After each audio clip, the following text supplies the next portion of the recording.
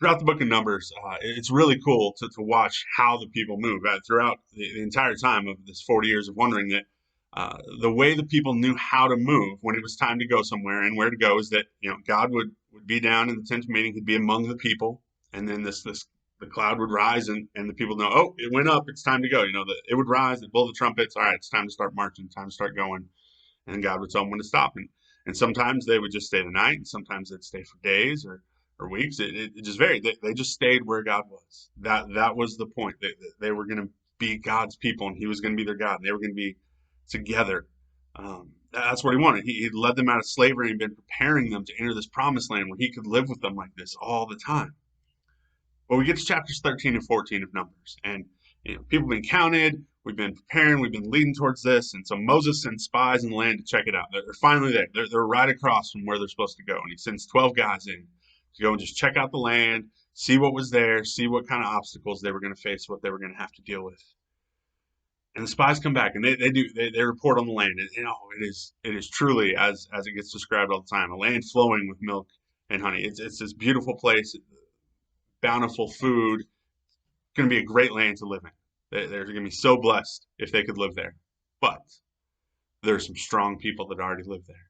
There's some ferocious, strong, terrifying warriors and people that they're going to have to drive out that they don't think they can do. In fact, 10 out of the 12 spies come back and say, oh, yeah, it's great, but they're too strong for us. They're too much for us. Let's just go back. Let's not do this. If we try and go against them, we're going to lose. They think they're going to die if they try and do this. Joshua and Caleb are the two outliers, the 2 out of the 12 who are still ready to go in. And this is what Caleb says. Love this. He says, the land we passed through and explored is exceedingly good. If the Lord is pleased with us, He will lead us into that land, a land flowing with milk and honey, and will give it to us. Only do not rebel against the Lord, and do not be afraid of the people of the land, because we will devour them. Their protection is gone, but the Lord is with us. Do not be afraid of them. See, Joshua and Caleb look at these men, and they don't think any differently about those enemies than the other 10 spies. They don't see something different. They just know that God is going with us, so it doesn't matter how big they are. It doesn't matter what we look like compared to them, because it's not about us versus them. It's about them versus our God. They know that it's about trusting God, that's what they need to do here. Then if God has told us to do this, then let's do it. All this other stuff God has done to bring us out of Egypt, to lead us to this place, to feeding us in the middle of the desert where there's nothing. He's done all these incredible things. He's telling us to do this. We need to trust Him. Sadly, the people don't go with that. They don't trust in what Joshua and Caleb are telling them. They don't trust in God. And they rebel against God just like Caleb told them not to. And so Moses has to deliver a message to them and say, since you've done this, you're not going to get to enter the promised land. We're going to wander in the desert for 40 years, and this whole generation is going to have to die out, and your children have to have time to grow up, and then they will get to have the inheritance instead of you, because you've chosen not to trust in God. And right at the end of Numbers 14, when all this happens, it's an interesting thing. I don't know if I'd ever noticed this passage before until I was reading through it this week. And Moses shares all those consequences, and obviously the people are sad. Like it says, they were very sad. But they get up early the next morning, and then they decide, we're going to do what God said, right? They slept on it, right? They hear, oh, shoot, we messed up, right? We've sinned, we've messed up. God's bringing down this consequence on us because we're not willing to follow Him. And now we want to make up for it. Now we want to fix it. Now we want to change our minds. And so now we'll go up and do it. Now we're ready, Moses. And He tells them, don't go. God's not going to go with you now. He was ready to take you in. You told Him no, so He's listening to your answer. He took your answer. And so He's already given you what's going to happen. You're not going to go into the promised land. Your children will, but not you. So don't go up and fight. The Lord does not go with you, and you will lose. And that's exactly what happens. They go off anyway.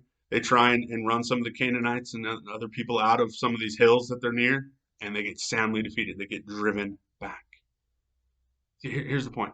God doesn't just want us to begrudgingly do what He tells us to do. He doesn't want to have to bring the punishment down and then we stomp off to our room and go do what He's asked us to do, right? Every parent listening understood exactly what I just talked about, right? It's no fun. There's nothing good when you have to punish your kids to get them to do what they need to be doing. What's awesome is when they do it without that punishment. What's awesome and what God wants from us, from the Israelites, and what he wants from us, is for us to trust him, for us to understand that it's just about being with him, that wherever God tells us to go, we should just go.